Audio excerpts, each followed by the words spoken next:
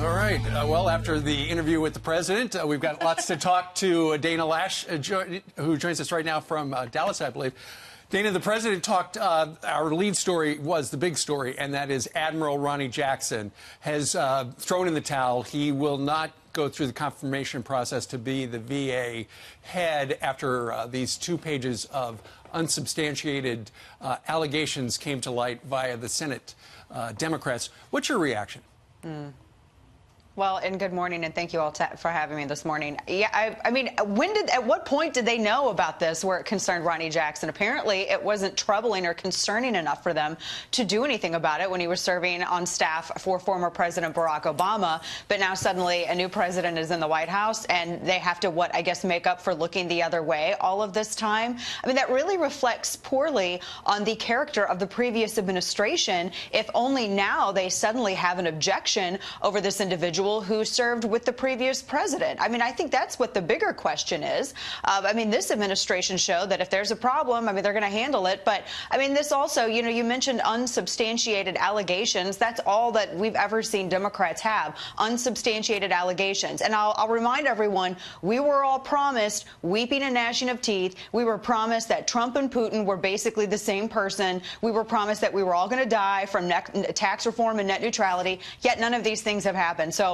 I've yet to see anything substantiated. I'm just waiting. Yeah, the president said there were obstructionists that were trying to discredit Ronny Jackson's reputation. And I wish almost that he had stuck it out just to show them that he's not going to cave. Right. Kanye, he stuck it out. Candace Owens has stuck it out. And this is what the president says about Senator Tester in Montana, who has come out with all these allegations against Ronny Jackson and the reason Ronny Jackson had to step down or decided to withdraw his name. Listen to the president.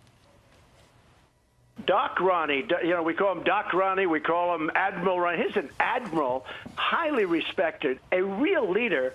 And I watched what John Tester of Montana, a state that I won by like over 20 points, you know, really, they love me and I love them. And I want to tell you that John Tester, I think this is going to cause him a lot of problems in his state. He took a man who was just an incredible man, respected by President Obama, gave him his highest rating. You saw what President Obama said. Yeah. President Bush, he was the doctor to President Bush, to President Obama and the family.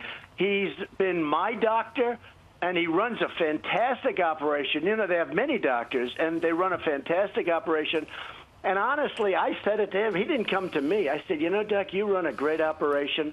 How do you think you do at the VA? Now, we can talk about experience, but the VA, when you think about 13 million people, sure, you could take the head of the biggest hospital corporation of the world, and it's peanuts compared to the VA. So nobody has experience. You know, it's a big monster.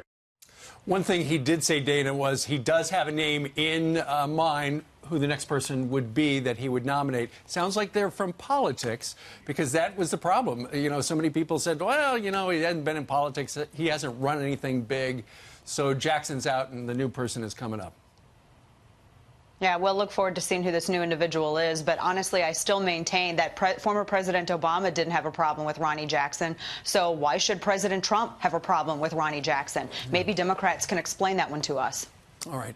Also, we wanted to talk to you a little bit about this case over in Great Britain. Alfie Evans, the little boy who is clinging to life. The courts over there said that the National Health Service could disconnect him from any sort of oxygen. He was expected to die immediately. But he didn't. And his parents have been in the room giving him mouth-to-mouth to keep him alive. They simply wanted the opportunity to be able to take this little boy to Italy, where they would care for him. But the National Health Service there said no.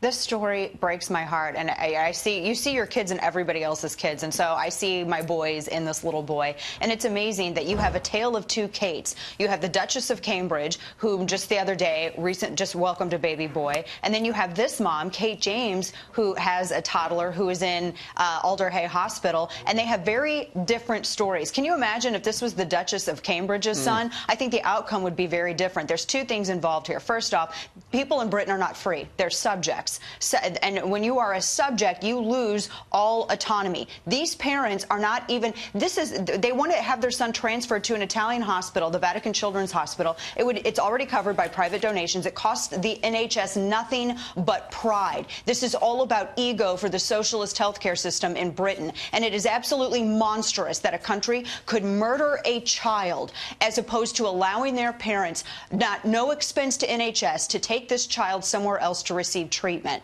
And they even were blocking, using apparently security in the room, they were blocking the parents from giving this child, once he was pulled from his ventilator, giving him any kind of nourishment or water whatsoever. Doctors said that he was going to die the moment the ventilator was removed. And they were wrong. And they've been wrong about a lot of things, and they're wrong about how they're treating this family, or how they're treating this family. Why wouldn't they give this kid a shot? You look at these images and it breaks your heart, even if you're not a parent. I cannot imagine. I have a 2-year-old. That's how old this toddler is. Why wouldn't they give him a chance?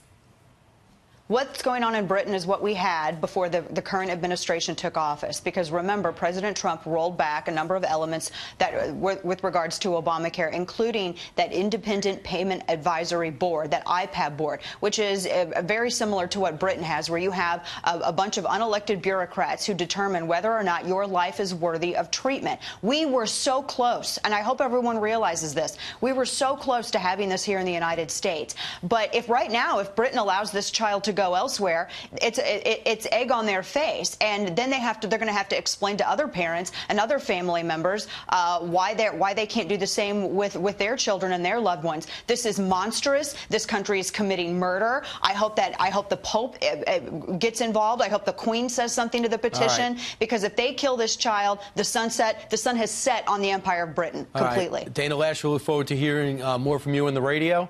Thanks so much for joining us this morning.